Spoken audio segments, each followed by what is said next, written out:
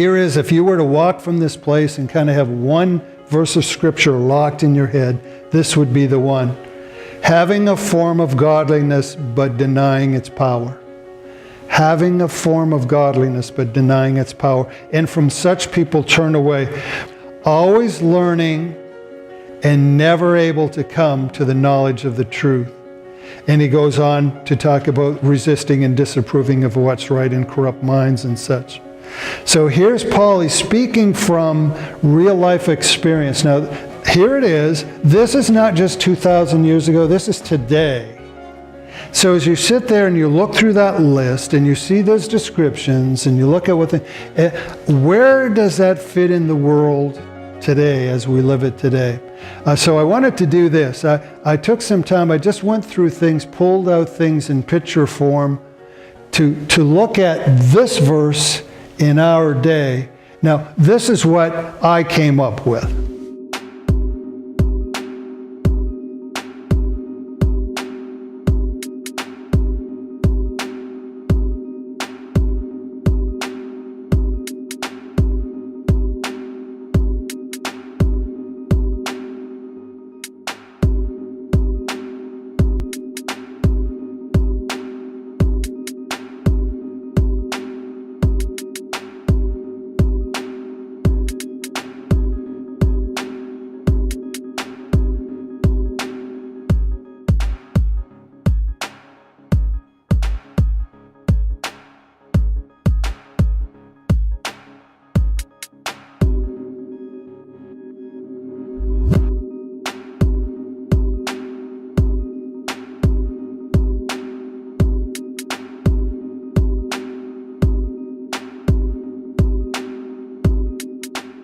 It's a slap in the face for disgraced movie mogul Harvey Weinstein. Don't do that, man. Don't do that. It happened Tuesday night at Elements Restaurant in Scottsdale, Arizona, where Weinstein is in rehab.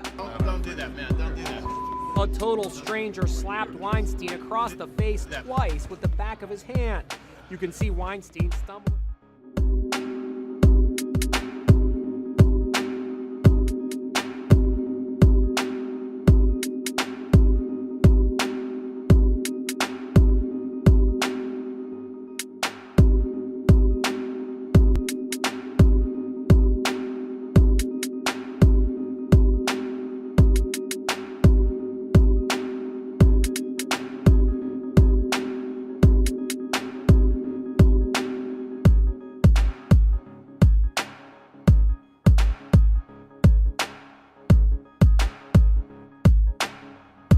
I'm sure if you sat down with the video and you could add to it, I'm sure you'd come up with some more pictures. But as I looked through it, we had a little bit of time to talk in the first service, smaller group on this. And one of the things I asked them, I said, what do you think? Why do you think I put in the Harvey Weinstein thing? And they pointed out that they started on Harvey, which is right. They talked about somebody who had no control, who used his power in abuse, and then, you know, kind of obviously it came back to haunt him. And I said, that's right. You know, those things there is an epitome of these things in an individual. But what I was really getting at was not so much the individual who had done the wrong, but the cultural response to him. And that's where we get into the whole idea of brutal and unforgiving, is that in our culture today, if you can follow the trend of this, I think one of the first things that opened me up a little bit to this was, I mentioned before, the TED Talk by Monica Lewinsky, when she gave it. And of course, nobody was too happy with the whole thing with the president. But she was the first in this internet age where the culture kind of turned on an individual. And she said, and she points out how it was relentless by every form of social media, by phone, by whatever means. It was relentless. She couldn't get away from the ridicule. It was just unforgiving. And that's what we find, that there is this trend even in our own culture. Yes, there are people doing all kinds of wrong things. But the response of the culture is becoming more and more unforgiving. It'll allow for a lot of stuff, but by golly, if we happen to make a mistake in an area they don't like, it is relentless and brutal about it.